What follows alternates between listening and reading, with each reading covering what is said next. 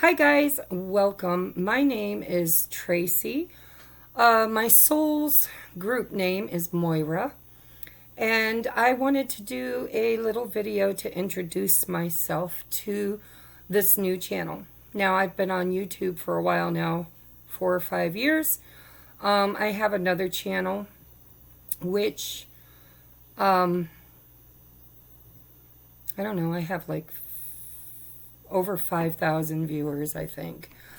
Slow and Steady's been winning the race over there. I knew, so let me just tell you a little bit about myself. So I am 56 years old. I am a Cancer Sun, Virgo Moon, Cancer Rising, Virgo Venus. And I have been gifted, I guess you want to call it, since birth, I guess. I mean, my first conscious awareness of it was maybe around 7. But my mom, who has passed away now, used to tell me that when I was a baby, I would look at she'd be holding me and I'd look up and I would like talk to something that I thought was there. And so maybe from birth, I don't know. But anyhow, I was raised a Christian. I come from a very, very organized religion background. I am an ordained minister. I have taught Sunday school. I've sat on sessions. Presbyterian, well, Methodist as a child, and then Presbyterian is where I was baptized. And I wore about every hat you could wear except for being the pianist in that church. You know, I led the choir at one point. I was the secretary. I taught Sunday school. I volunteered in the nursery. I knew at a very young age that I was supposed to serve God. I didn't know how or in what capacity, but, you know, when somebody said, "What do you want to be when you grow up?" I was like, "I don't know, but I want to help. I want to serve God. I want to make the world a better place." And I wasn't sure what that looked like. And so this is going to be a very brief description of who I am. By the way, I'm not going to go into my entire life story. But I identify now as a spiritual, I'm non-religious. Okay, I don't believe in conformed religion. I believe that God is the Alpha, the Omega, the beginning, the middle, the end, everything that was, everything that is, and everything that shall be. And there would be some people in the world that would think that is blasphemous. And that's their prerogative. They can think about God as an old man sitting on some cloud somewhere, judging us worthy or unworthy, cleansed or uncleansed, loved or unloved. It doesn't matter. And if that's your belief system, I absolutely love you and support you in any belief that gets you where you need to be. Okay? Spirituality, Christianity, Buddhism, Hinduism, there's so many other ones out there, but they're just like not coming into my mind right now. But whatever your belief system, if it works for you, it's the right system. And so go with that, because it doesn't matter how you find God or what you think God is, as long as it serves your highest good. But for me personally, being a Christian just didn't gel well with my gifts. I remember being brought up in front of the church at a very young age because my aunt, my grandmother's sister, was worried about my salvation because I talked to dead people and I had dreams, prophetic dreams. And when, you know, the ministers or the preachers or the priests would talk about God, I didn't always agree, even as a very small child. I remember they would, you know, preach out of the Old Testament and then preach out of the New Testament in the same sermon. And as a child, I remember thinking, wait a minute, those energy signatures are different. That is not the same God. Am I right? Am I wrong? I don't know. I think everything is God. Everything. Good, bad, or ugly. Anything and everything is God. It's the infinite having a finite experience, right? Spirit having a human experience. At least here. I'm sure there are other experiences God is having in other realms. But here, that's my belief. Or at least it is now. And so as a kid, I was like, listen, I don't think that this person or God that you're preaching about is the same one that said this. I mean, the one that did this isn't the same one saying this. It just didn't gel for me. And so part of my spiritual awakening was painful because my beliefs got me in trouble. I remember my grandmother used to say, shh, don't tell anybody. She kind of believed the same way I did, but she was raised by an Irish minister. And her mother was a Native American medicine woman, Blackfoot Native American. And so I think she tread more towards the spiritual realms than the conformed religion. But she was raised by a devout Catholic minister. And so sorry, my thing's stuck. So she used to tell me, shh, don't tell everybody everything you know. It's going to get you in trouble. She never really elaborated on that. She just kind of warned me to not divulge everything that I felt or knew. And I quickly learned that she was right. Because when I did, I was demonized. I was, looked upon as a witch or a heathen or, under spiritual attack. Maybe I was an innocent, but I was under spiritual attack. And I remember her sister taking me up in front of their Pentecostal church and laying hands on me and praying over me because I was being demonized or I was under spiritual attack and didn't, I was being duped by Satan. And, maybe they're right. I don't know. I'm just telling you what I feel and I'm very, very, very intuitive. And when I feel something, I trust it now, and I never used to. But what I feel is that maybe, just maybe, there's more to the story. So there's a little lowdown about my childhood. I grew up with an older sister that was not happy about mom and dad getting pregnant again and giving birth to another child. She kind of was 3 years older than me. She was only 3, and she was wanting to be mom and dad's center of attention. And so there was a lot of competition in her and I's relationship and dynamic, which I found out on my twin flame journey through past life recall and past life regressions, that we have history that way. And so there was karma there to figure out.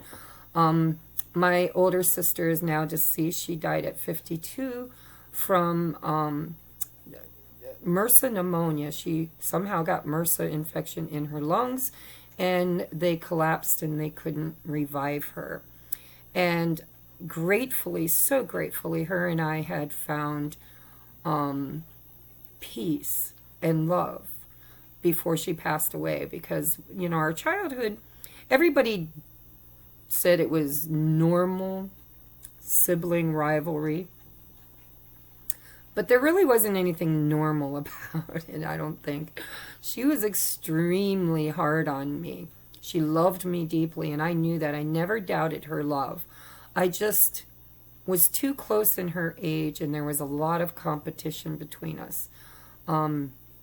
We always wanted to outshine each other, and it wasn't one way. It was both of us. I was just as guilty as she was. But through those experiences, I tended to feel victimized. I tended to feel burdened and not good enough, not worthy. She never wanted me to hang out with her. She never wanted me to play with them. She never wanted to include me, because somehow, some way, that took away from her shine. You know, she was afraid I would outshine her, and vice versa. Quite frankly, I was just as bad as she was. And so and the only reason I'm telling you about this is because it helped to create who I am today. It was part of my journey, was learning to love myself, and not compete with others for that right, the right to love myself. And so that was part of my journey. It was a very tough childhood, as far as I was always needy. I was always the victim, and which is a choice, by the way. And apparently I chose wrong, because it was always somebody else's fault. I was never good enough. I always felt bullied. I always felt last. I always felt... It was weird. I felt like more. I felt powerful. I felt gifted. But I didn't ever feel like anybody else could see it. And at some point, I stopped believing in it, because nobody else did. So that was part of my journey. And another part of my journey was deep abandonment wounds, because everybody I loved died. Literally. Not everybody.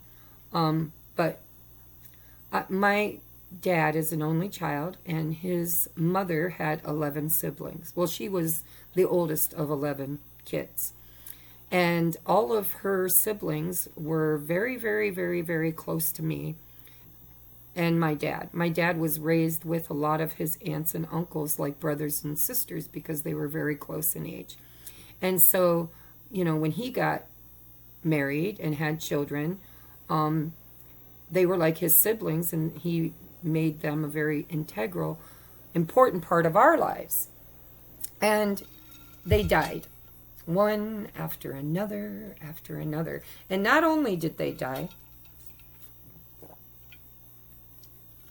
but when his mother died, who was the oldest, at the age of 62 from lung cancer, she was the one I told you, remember, was kind of spiritual. She was a powerhouse. She was a leader.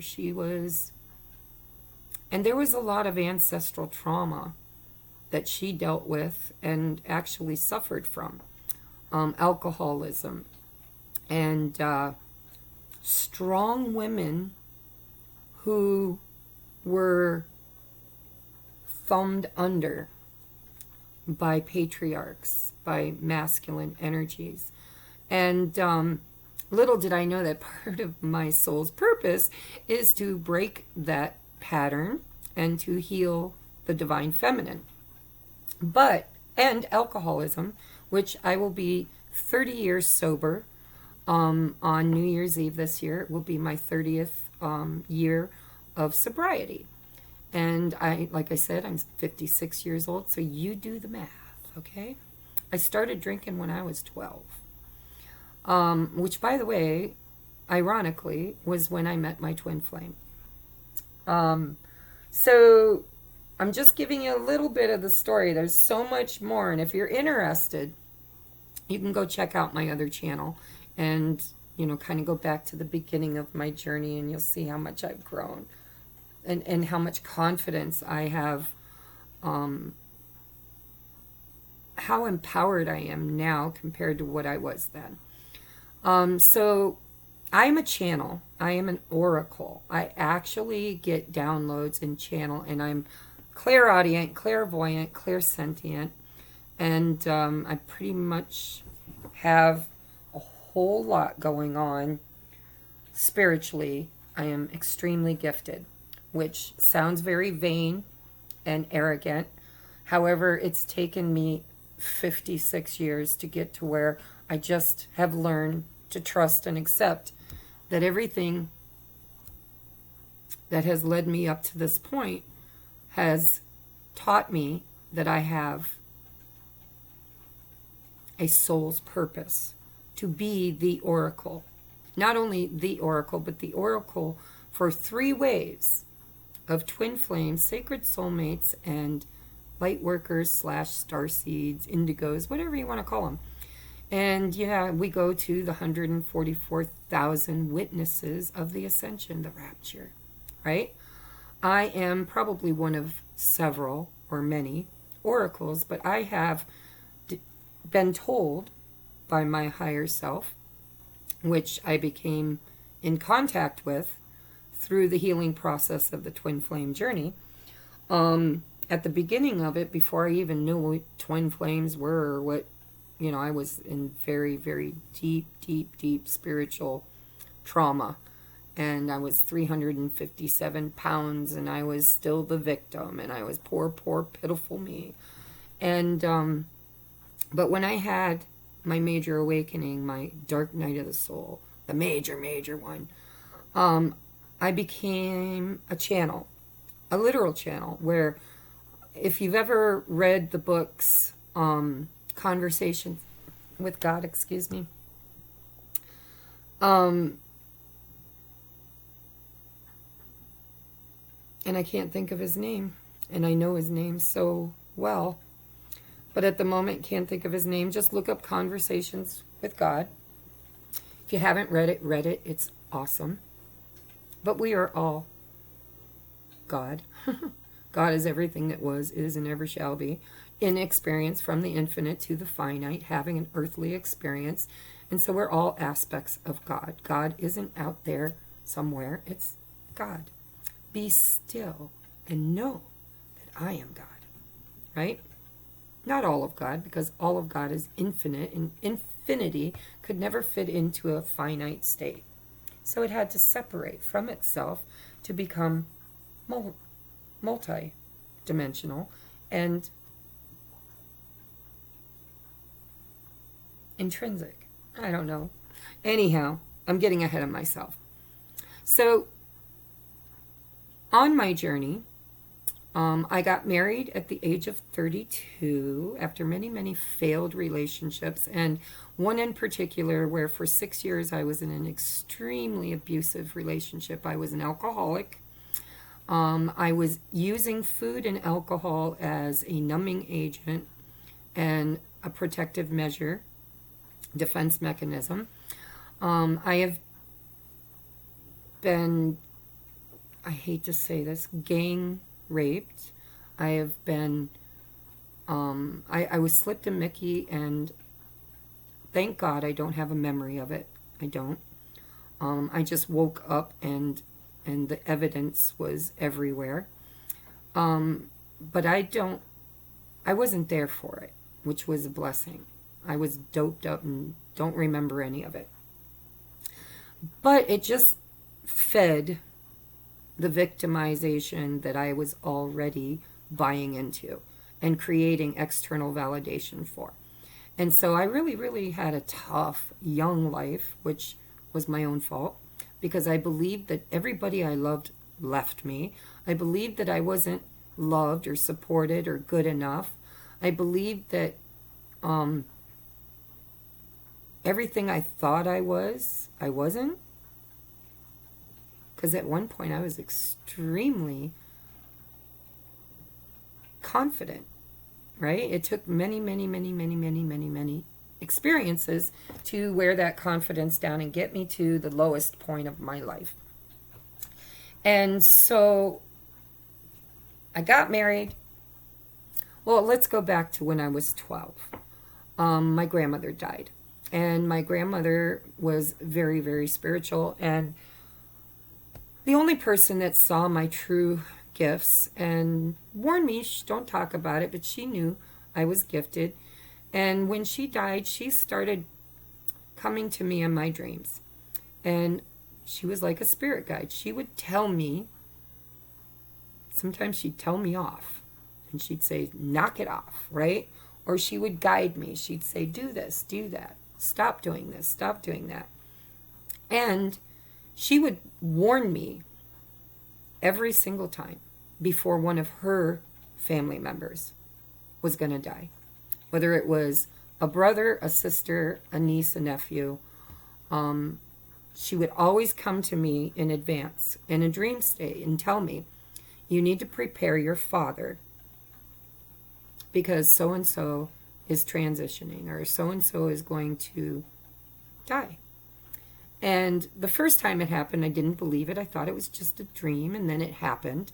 Second time, I didn't want to believe it, but I wondered if it could be true, and it happened. Third time, she had 10 siblings, okay, and a bunch of nieces and nephews. And she kind of was part of my validation, proving to me that I had prophetic dreams and showing me that if I just listen and trust, it was true. It was right. You were right, Tracy. Your dreams are true. You know, if you're warned, if you feel it, it's true. Well, I didn't trust it, and I didn't believe it, and I never believed it. I was Christian.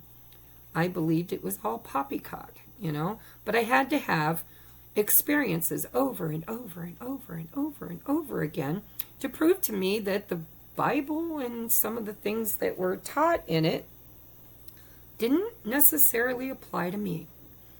And if it didn't apply to me, then what if it doesn't apply to everyone, right? So that was part of my journey of learning to trust my dreams, because back then it didn't really happen in my awakened state. I used to dream when I was about, well, it was about 12 when it became real strong, which coincided with when my grandmother died and I met my twin. And I met my twin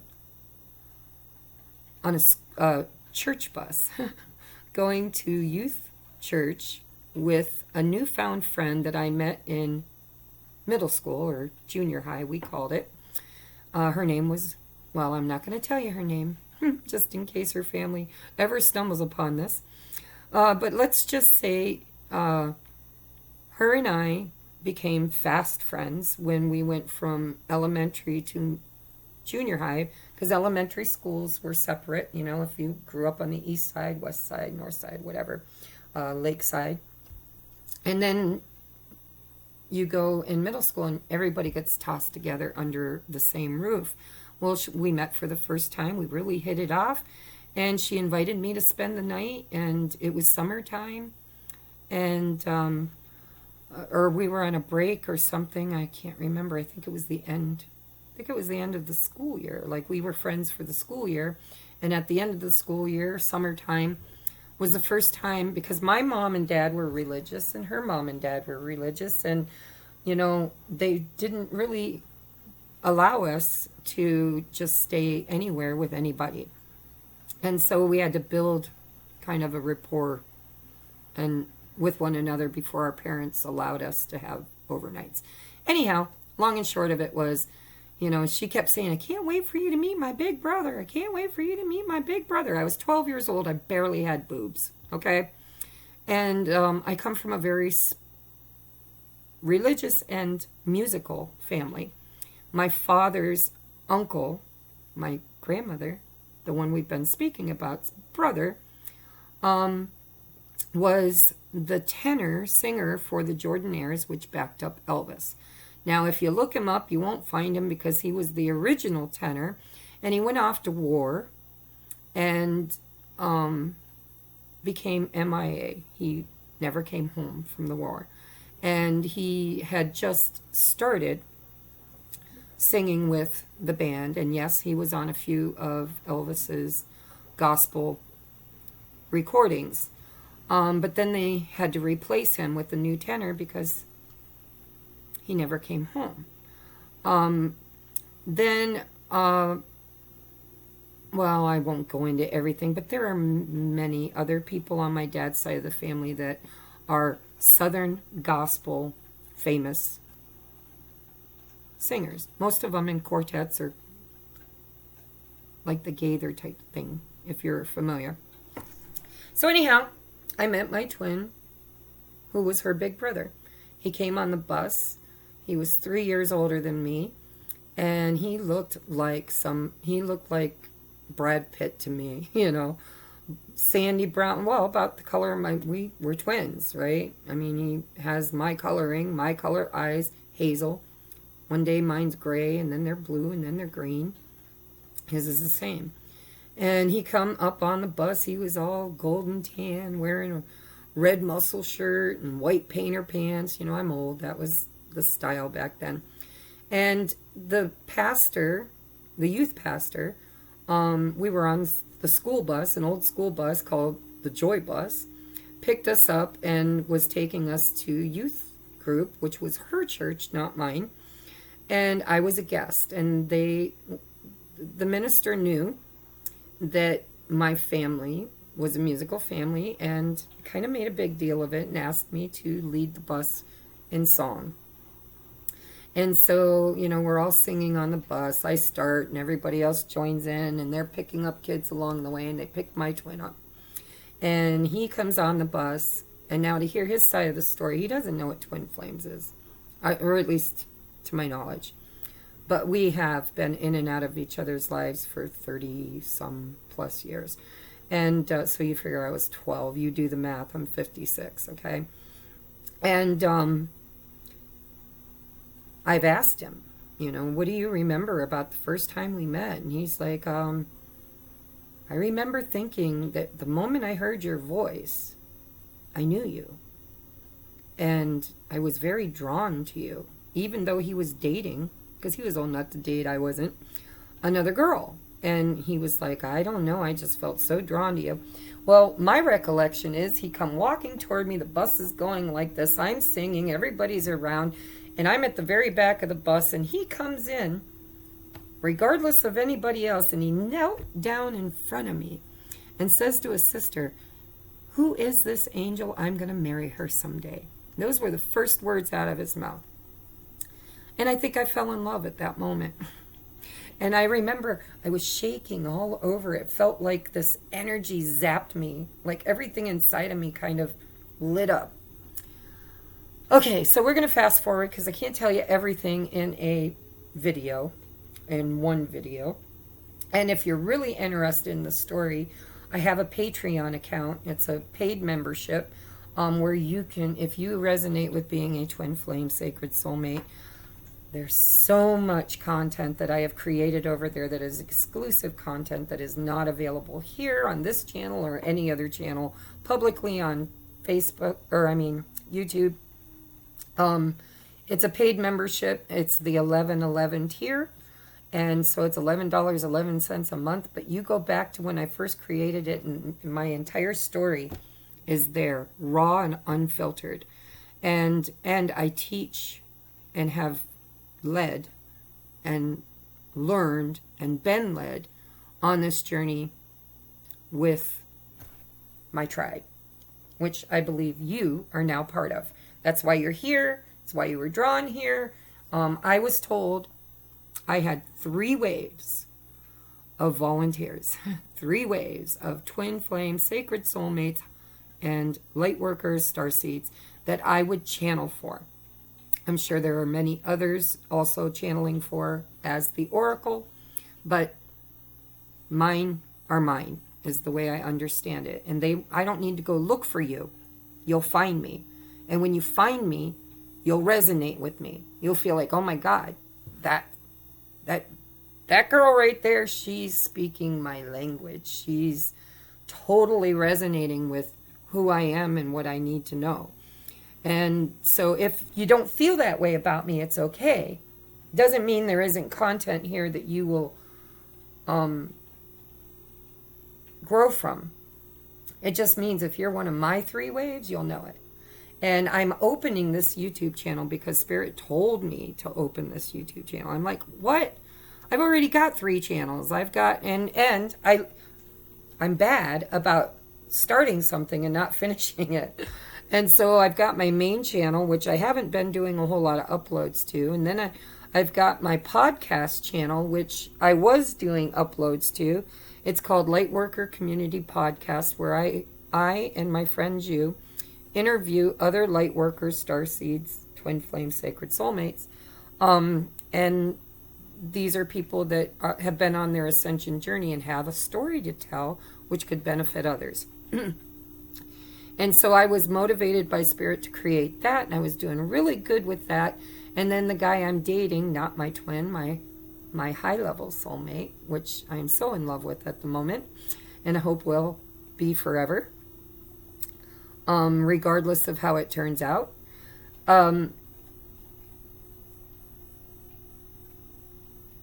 He had a major heart attack and almost died, and so my energy scattered.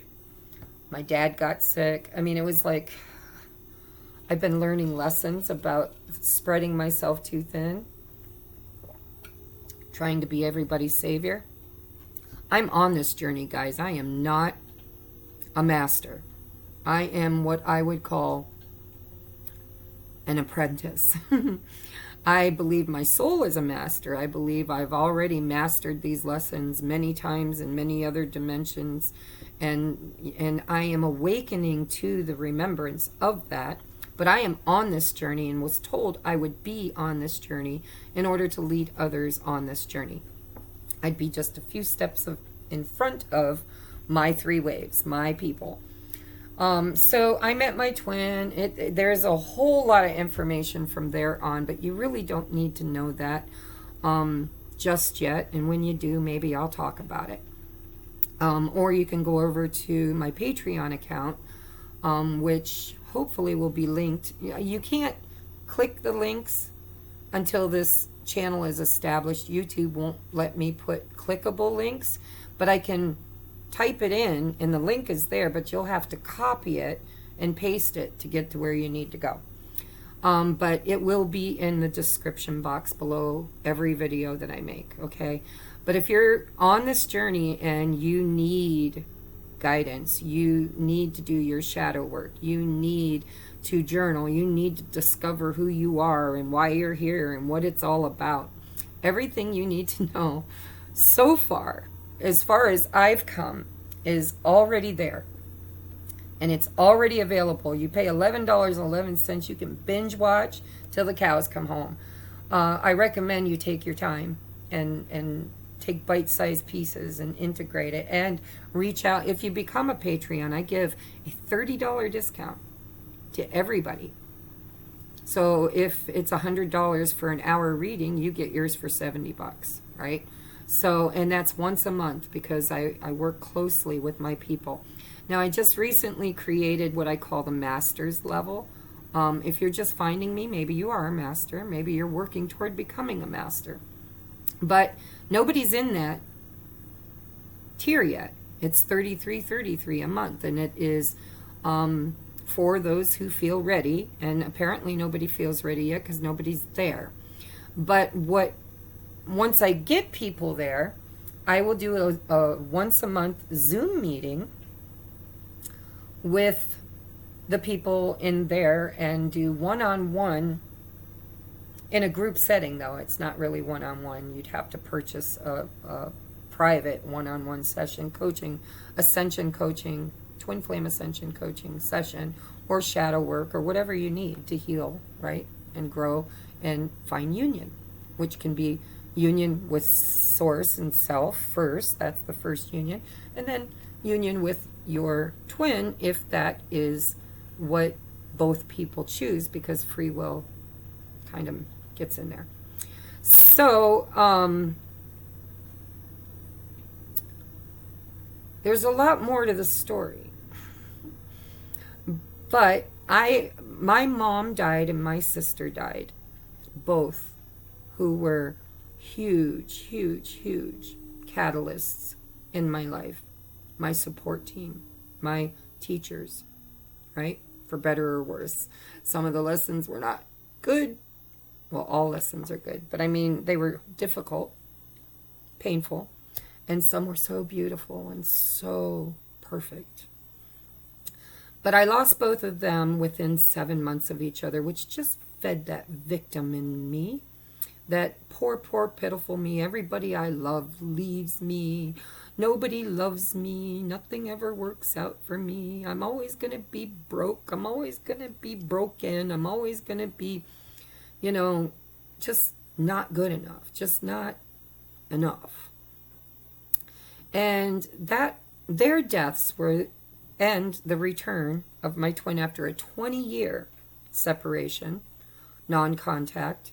I was married, he was married, I raised kids, he raised kids. He always came in my dreams, which was annoying as hell because I didn't want him. He had abandoned me at like 20 or 21, maybe 19. I don't even remember how old I was. But we ran away together. He was going through a divorce, and we were madly in love. We had always been madly in love, but we kind of needed karmic lessons. So we had a lot of breakups and karmics in our life. And so we reunited. We ran into each other one night, and he was married and wanting a divorce, trying to get out, and he was like 22. I don't know. We were young. He married the girl because he got her pregnant. He barely knew her. You know, they were raising their child, and it was toxic. They were both using drugs and drinking, and it was just bad. And I was not much better. And so, you know, universe threw us back together, and we decided instead of facing our problems head on, we were going to run away together, and that's what we did. And, you know, it lasted for a little while, and then one day he dropped me off at work, told me he loved me, he was going to marry me as soon as his divorce was final, and he promptly jumped on a bus and went back to his wife and left me in Virginia Beach alone. Abandoned. There goes that abandonment wound, right? And so 20 years, fast forward 20 years, which by the way, we did come into contact again. He tried to apologize. I wouldn't let him. I didn't want to see him, didn't want to talk to him, kind of felt like I hated him, couldn't forgive him. And he got married again. Well, I found out he was divorced, and then I found out he remarried, and then he went off and did his thing for 20 plus years. And so did I. And then the universe threw us back together again. And that was the catalyst. It was right when my mom and my sister died, and it was the catalyst for my major spiritual awakening. It was the beginning of my twin flame journey. Even though we had been in and out of semi-union states, I never knew what a twin flame was, never heard of it. And, you know, this video kept coming up saying, 11 signs that you're a twin flame, and I would click it off. I was, and then, okay, so the story goes that I was really awakening out of the matrix. I had just lost my mom, just lost my sister.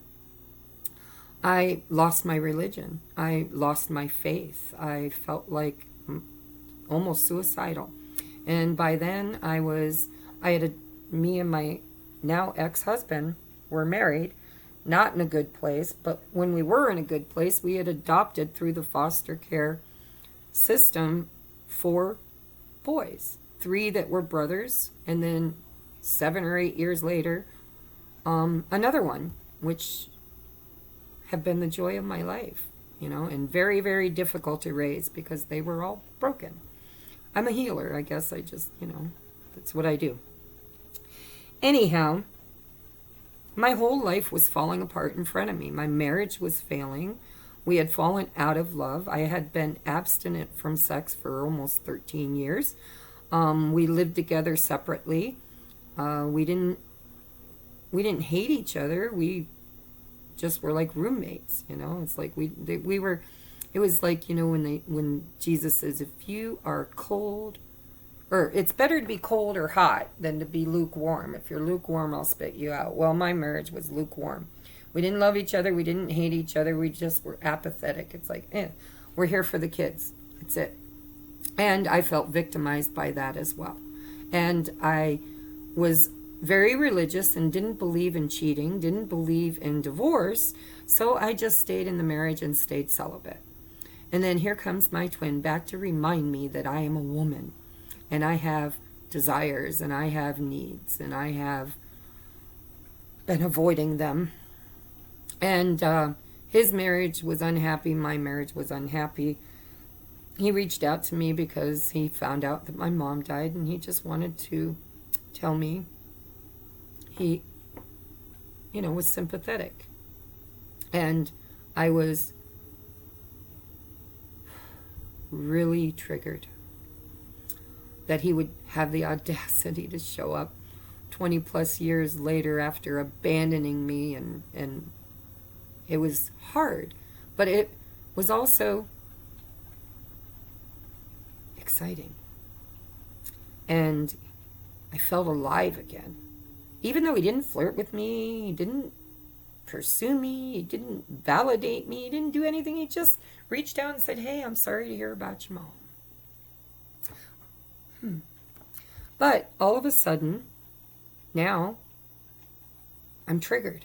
I'm triggered by the fact that he didn't flirt with me. I'm triggered by the fact that I don't want him to flirt with me because I don't want to experience that again. He brought up all that trauma, all that stuff, and all of a sudden, my nose keeps itching, so I know I'm channeling. All of a sudden, I was just really, really, really, really triggered. I was 357 pounds. I was so unhappy, unhealthy. I was using food, not alcohol. I had kicked that habit by then quite a bit, for quite a while. But I had just traded one addiction for another, which was food, alcohol for the food, and various other things. I like to spend money that, I was very, very good at manifesting money. Yeah. But I was always broke because I would squander it. I would misuse it. I would gamble it away, or I would spend it all. But Spirit just kept bringing it back. I was always meant to realize I was a powerful manifester, a powerful, my aunt used to say, it's like you were born with a golden spoon. Every time you fall down in the bullshit, you come out smelling like a rose. And she told me, you're blessed. You're blessed, whether you like it or not. But I didn't believe it, and I didn't see it, and I definitely didn't use it wisely. And so I was a very broken person.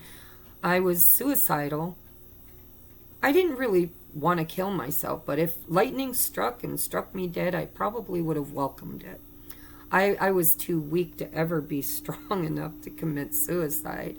And I was too steeped in my religious beliefs. I mean, I couldn't even leave my husband because I felt like that was against God's will, and I couldn't cheat on him, so I just gave up my womanhood, my ability. I was, again, ancestrally a thumbed under suppressed divine feminine by the patriarch. And so my twin coming back into my life triggered all my trauma. Oh my God. And it was like I know now it was the soul star chakra that opened. It was back, and I can't even tell you the exact date. But it was a blue moon. I got a tattoo to honor it. The butterfly, the goddess, the blue moon. I became a Reiki master. It was my major awakening. I got struck by spiritual lightning, and all of a sudden, all of the things that I didn't understand started to kind of peek out from under the covers and say, ooh, but what if? And I started questioning everything. So I was on YouTube, which I had never even known existed, discovering awakening out of the matrix. It was when the whole Pizzagate thing and the pornography, and I can't say it because they won't publish my thing, but I started seeing the writing on the wall for a lot of things, and I became very, very angry, especially when I saw the Mandela effect, when I discovered the Mandela effect about, I was religious and my Bible was changing. My faith was changing. My teachings were changing. I mean, I always taught in Sunday school about the lion will lie with the lamb in the end days.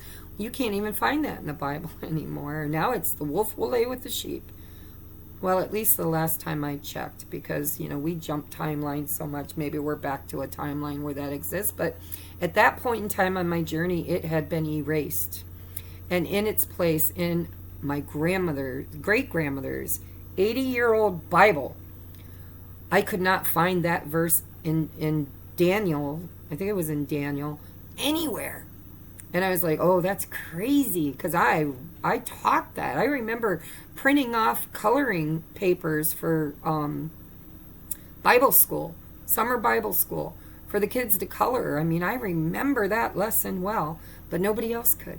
It was like it was erased from most people's memory, and it definitely was erased from the Bible and replaced with the wolf will lie with the sheep. So that was my catalyst for kind of waking up out of the matrix and realizing that everything isn't what it seems. It's all an illusion, smoke and mirrors. And I felt betrayed and angry, and I felt like there was some demonic force that was against my God and stealing my religion from me and my belief systems. And come to find out it was intended, right? So I lost my religion, and I was scared. I remember taking a Bible out and saying, God, I need you. I need you to show me how to heal and get beyond these traumatic deaths and losses in my life. And I opened the Bible up, and I kind of used it for a divination tool. And I'm telling you, my nose has been itching since I started this video. I opened up that Bible, and I stuck my finger down, asking for guidance. And would you believe that the verse that I stuck my finger on was 2 Corinthians, and now I won't be able to remember the exact verse, just because I'm channeling. But it basically said that being a medium is an abomination to God, punishable by death without resurrection. And here I was seeking God and asking God to show me the way. And all I found was condemnation and damnation, and felt alone and victimized again. Because I didn't ask to be a medium. I didn't ask to be able to see the future. I didn't ask for gifts. I didn't buy books and study or cast spells or chase the lifestyle. I was a Christian. I was afraid of it. I didn't want it. I tried to drink it away. I tried to pray it away. I tried to believe the way I was taught to believe. And I needed that. I needed that coming to Jesus moment where Spirit said, maybe the God you're worshiping isn't really on your side. And maybe, what if there is a greater God? One who is all loving and all accepting. And what if judgment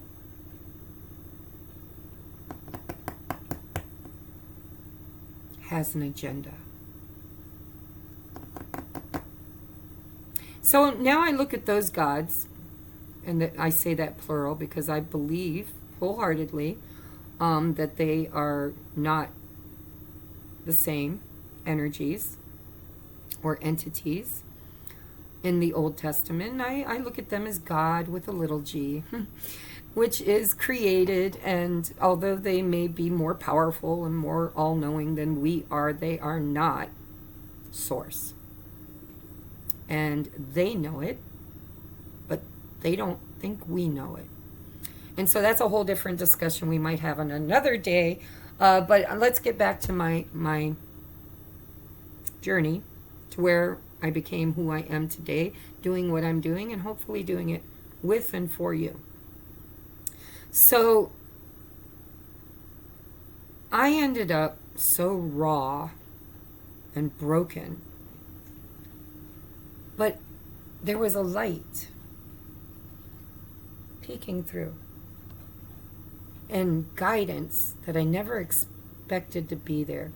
Signs and synchronicities, and boy, how Spirit likes to utilize algorithms. And so I'm watching all these horrible videos about, you know, the dark side and all the bad things that are happening, and our political system is not what I believed it to be, and my religion is not what I believed it to be, and the powers that be weren't really who I believed them to be. And then God started revealing itself to me in ways that I never expected, which you will learn, because I'm sure by now you're already experiencing your own awakening. So I ended up upstairs. Well, I ended up, I tore my rotator cuff and my bicep detached during some chores, outdoor chores I was doing. And I had to have emergency shoulder repair surgery. And during all the other painful stuff I was going through. And so that situation pushed me into hermit mode. I couldn't shower myself, and my ex-husband refused to help me. I couldn't brush my own hair. I couldn't dress myself, right? I had one arm tied to my body, and it was my dominant arm, my right arm. And so I ended up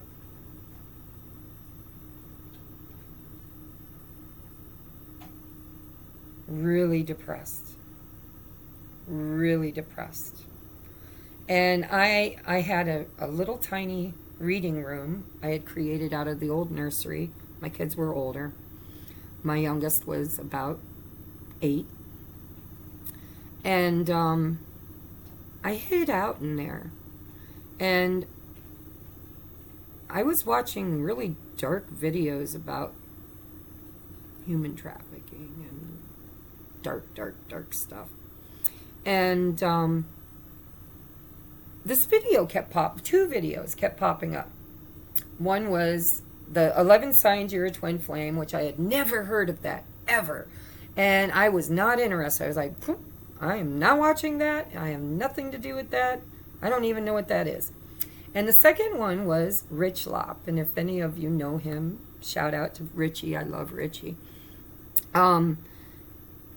It was one of his very first videos when he was still homeless and drug addicted, and he had uploaded it, I think, with a phone he found and at McDonald's with free Wi-Fi.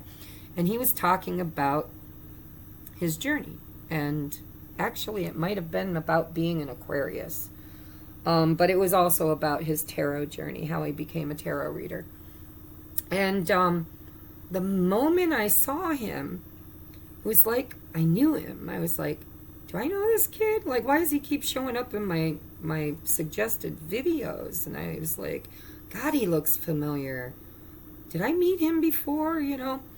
And yet I didn't watch it. I don't know why. I just didn't watch it. I was like, I'm not interested in tarot. I'm a Christian. Even though I was actually losing my Christianity beliefs, conformed religion beliefs, because of the whole, you know, divinating with the Bible and being let down, I still was trying to cling to those traditional beliefs that I have always believed. Boy, there was a time in my life where if you told me that I could question God's word in the Bible and pursue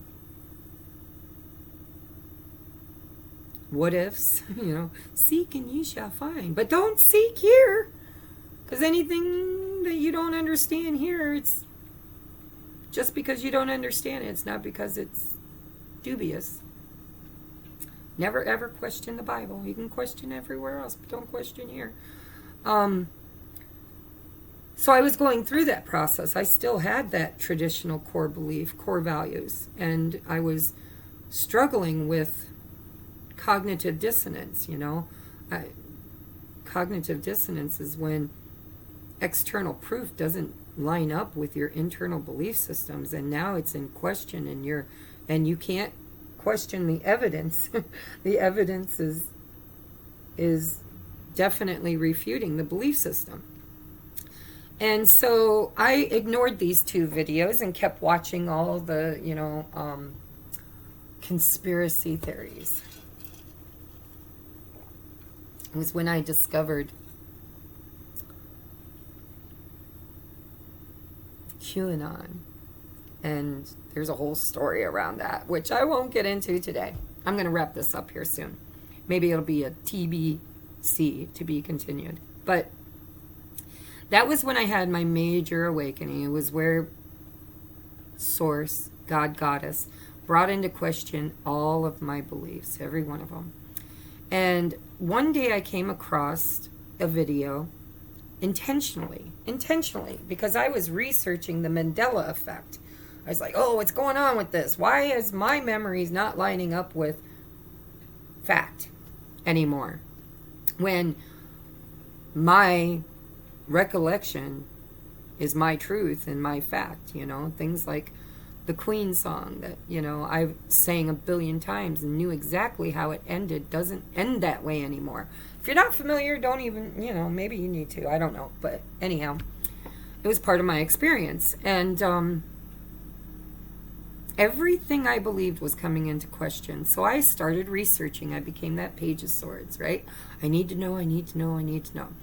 And so I looked up algorithms to find out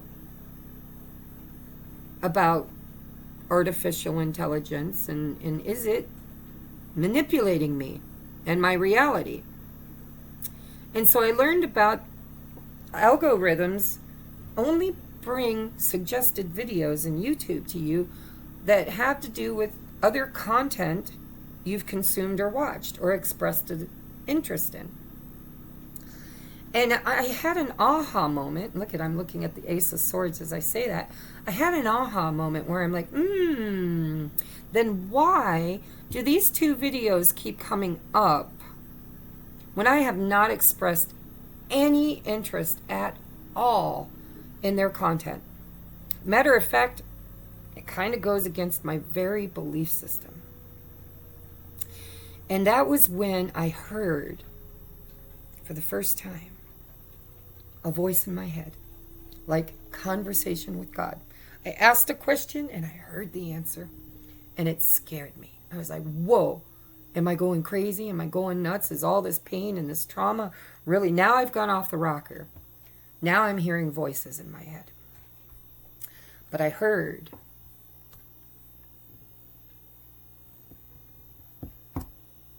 we put them there because you need to watch them. And I was like, huh? Oh, and then I was scared. Oh, I still didn't click on them. I was like, I don't know what voice. It's got to be the devil. Got to be Satan. Got to be the trickster himself, right? So I avoided them at all costs. I'm like, I'm not watching those videos. I refuse. And yet they kept popping up. And not only did they pop up, but other signs and synchronicities and voices. And I started channeling. It was like and purging. Oh my God, I purged. I had past life recall. I went through so much. It was like boom, boom, boom, boom, boom. It was like an onion, and layers of veils were being removed from my eyes, and my very existence was changing. And I couldn't stop it. I couldn't cling to my belief system because I kept finding more and more evidence that it was a lie. And so one day I got brave and I was like, well, you don't know the devil unless you dance with them. So let's just click on the video. And first I watched Rich, and he talked about tarot, and he talked about tarot being a tool, You can take a hammer and and this isn't the analogy he used, but it was the way I received it. You can take a hammer and build a house that will house people and support them for generations to come, right? Something beautiful, build something beautiful with it. Or you can take that hammer and bash people's skulls in and kill people and do horrible things with it. And so I don't even remember how he told it. You guys will have to go look up that video yourself. But it hit me in a way where I thought, well, what if tarot isn't demonic? What if it's just a tool? And what if that tool can be used for good or bad, depending on the intentions of the person who's using it? And so all of a sudden I became inquisitive about tarot. And I started watching videos. And then I came across that same video over and over and over again, 11 Signs You Are a Twin Flame. And I decided to click on it. Finally, I got brave enough. And within like the first 3 or 4 signs, I knew who my twin was. And I knew that that's the experience I'm having. That's this awakening. That's this purging. That's this roller coaster ride. That's because he came back. And he came back right when I was ready to look in the mirror. And it was traumatic. I didn't like what I saw. I was scared. I was chasing. Oh my God, I need him. It's got to be him. I need him. He's mine. Mine. My precious. If you're a twin, I think you know the energy. First thing I thought about in the morning, last thing I'd think about at night, the only thing I could think about all day long. Man, I was obsessed. And all of a sudden I wanted him, and I wanted him more than I wanted my marriage. I wanted him more than I wanted anything in the world. I wanted him. And there's purpose behind that, by the way. Anyhow, so that was my major awakening, and it started my journey. And the universe channeled to me. I wrote it out. And if you watch my other channel, you'll see that periodically I get motivated to channel a message, and I get my notebook out, and I start downloading, and I write out what I get, and then I question. Before I ever bring it to the public, I do my research to make sure I'm tapped into the right type of frequency and energies. And when I was going through my awakening, I didn't understand it, but I couldn't not do it. It was such a drive. I was like, I got to get it out of me. And I picked up a pen and I just started writing. I wrote about my trauma as a child. I wrote about my trauma. If I thought that experience hurt me so bad, I'll never forget it, I journaled it. It went down and I channeled around it. I was like, well, it happened for this reason. It showed you this. It taught you that.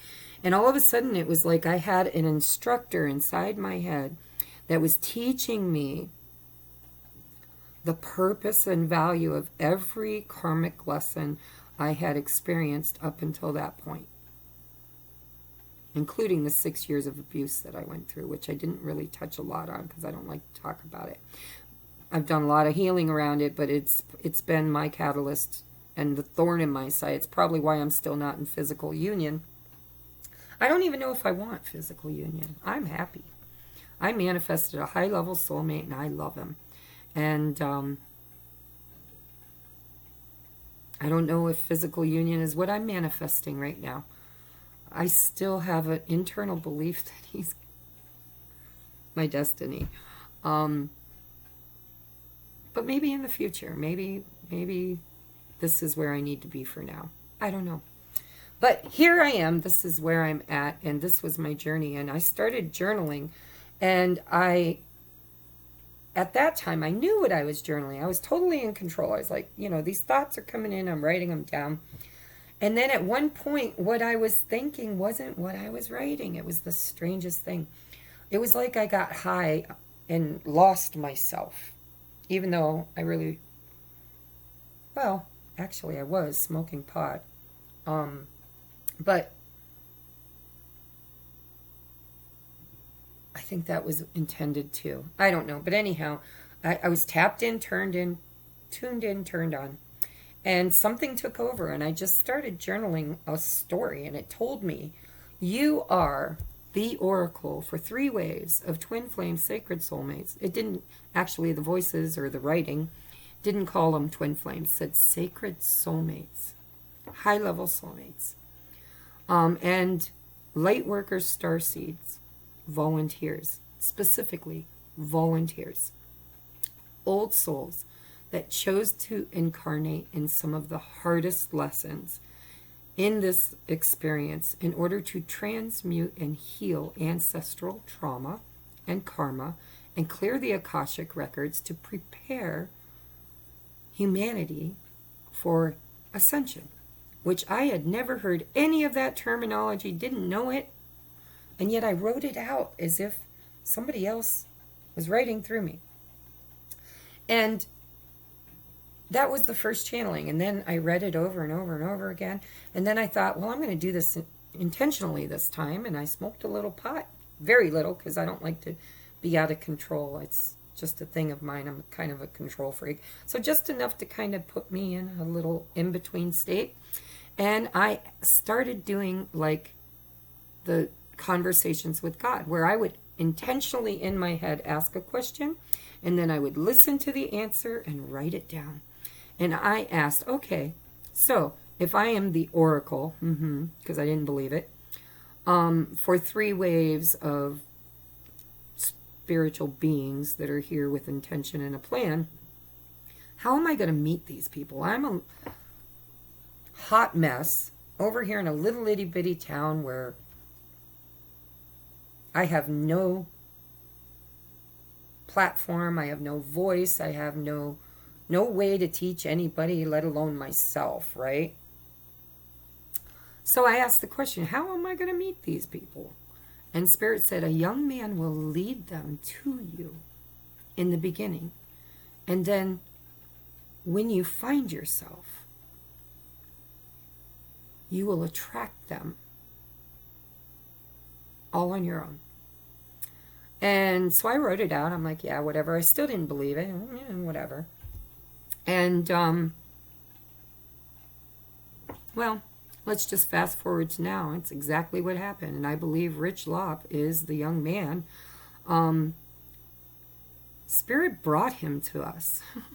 I was supposed to help him. A friend of mine, I brought him to her awareness. I'm like, I feel like I need to help this kid. I feel like I know this kid. I feel like somehow, some way we need to heal him. He was homeless, drug addicted, living under a bridge, struggling. And I didn't know him from Adam, and I wanted to. And I wanted to help. And this was before my shoulder went out. And so I talked about it with her, and she's like, well, let's just invite him. I said, I can't do that. I'm married. I live with family, my family. And she says, I can. I'm single, and I have a spare room. And if Spirit wrote it on your heart, then let's do it. Right? I'm not really sure what her motivations were. Only she can tell you that.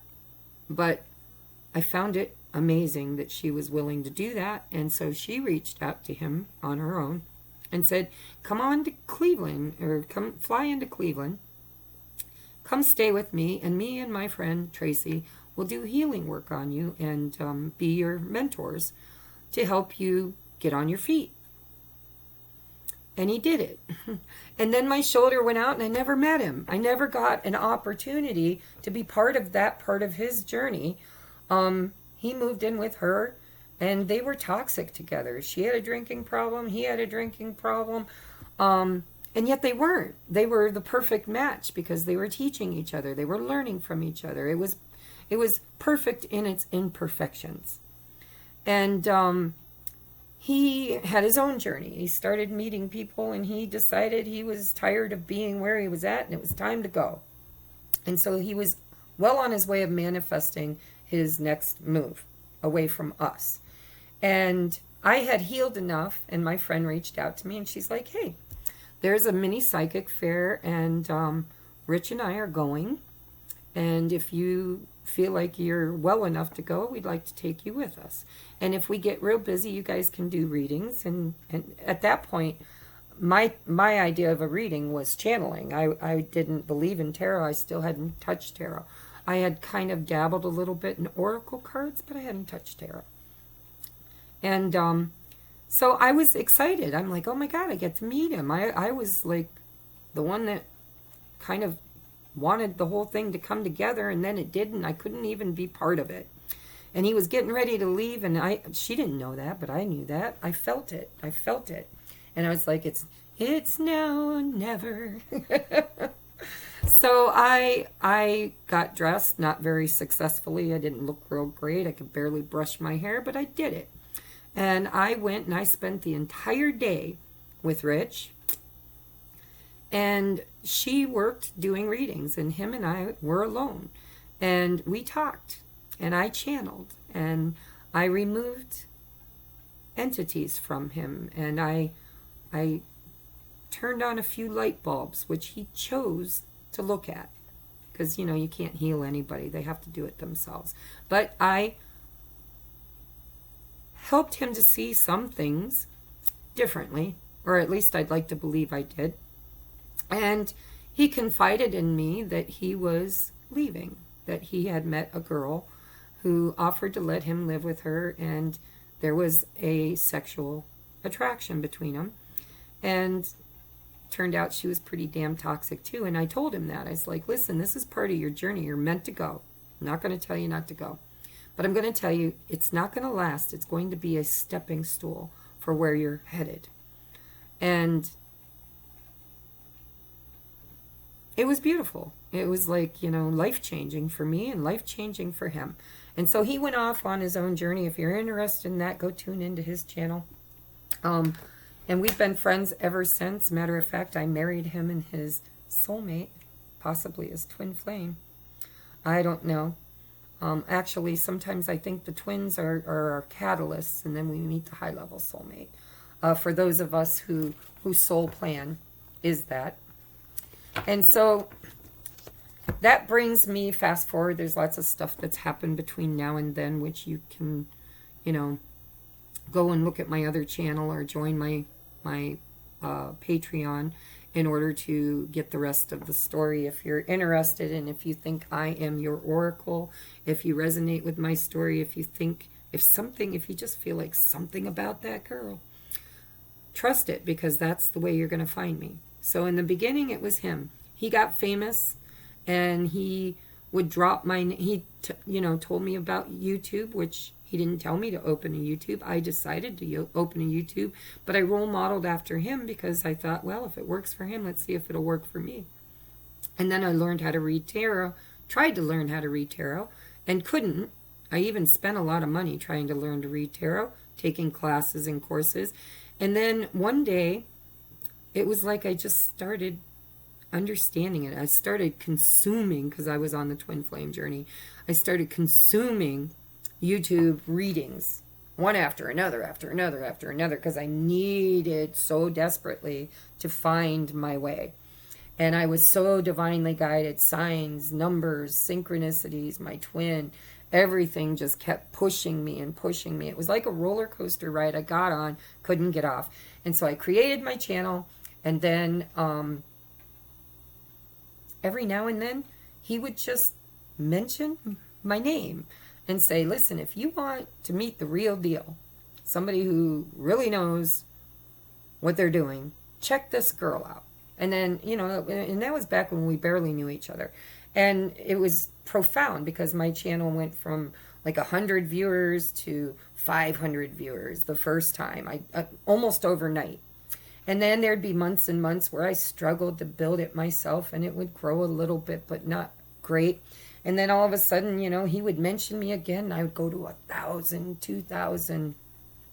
And then, you know, again, and at 4,000, we did and then it just snowballed. And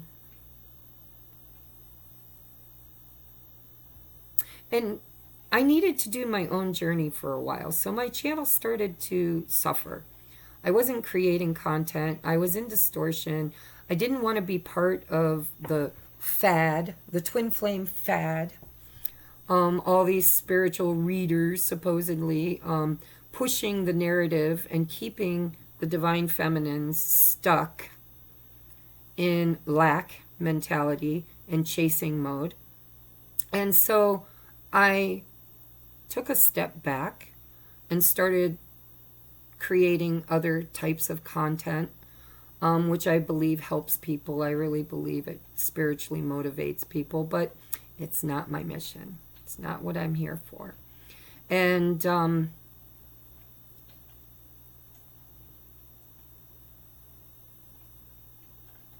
it didn't really grow. I'm up to like 5,000, but I was almost at 6,000 and people been dropping. And the reason why they were dropping is because I refused to do twin flame readings, except for when Spirit really kind of squeezed me and said, get out there, you need to do a check-in. So you'll see some, but not many. I kind of moved my twins over to Patreon because I didn't want to teach people how to be codependent. I wanted to free them from codependency and teach them how to find union with Source and liberate the divine feminine within them and move beyond the distorted feminine. And I felt the only way I could do that is to do it kind of secretly. And so that's what I did. I created Patreon. I moved all my twins over there, and you know, the ones that had already found me followed me. And then we really didn't grow. We just didn't, you know. And then just recently, Spirit's like, well, honey, the reason why you're not growing is because you're resisting your truth. You're resisting your purpose. And so here I am, at Spirit's demand, creating a whole new YouTube channel where I hope to attract the twins, divine feminine and divine masculine, hopefully that's the hope, to this channel. And here I am on mission. I am not doing anything but twin flame channelings. That's it. And if you feel like you need to chase, chase, because it's part of the journey. If you feel like you're stuck, be stuck. But I'm going to teach you, I'm going to show you that it has its purpose. And you will be in that energy for as long as you need to be to grow. And I will cater to it if I have to, even though I don't like it. I will cater to the runner-chaser dynamic because it is so important to self-discovery and self-healing. However, be prepared because I am going to point out occasionally where you're disillusioned and it is a distorted view, and hopefully guide you to a higher perspective if and when you're ready for it. All right? So I love you, and I am so grateful to be here. And if you resonate with me, please hit that subscribe button and give me a thumbs up, drop a comment. Tell me, where are you on your journey? Are you just awakening? Are you in the runner-chaser phase? Are you in the healing the divine feminine and knowing your value and learning how to hold boundaries? And you know, where are you on this journey? And that'll give me an idea of who I'm dealing with. And if you resonate with being a divine masculine who is awakening, you just discovered the twin flame journey, and you're like, oh my God, I've been in love with this woman, but I've been scared shitless to deal with it, look at it, she triggers everything in me. Let me know. I need to know. All right? So I know how to create for us. I will see you on the next upload. Thank you so much for being part of my journey, and I hope that I am the oracle for you. Namaste.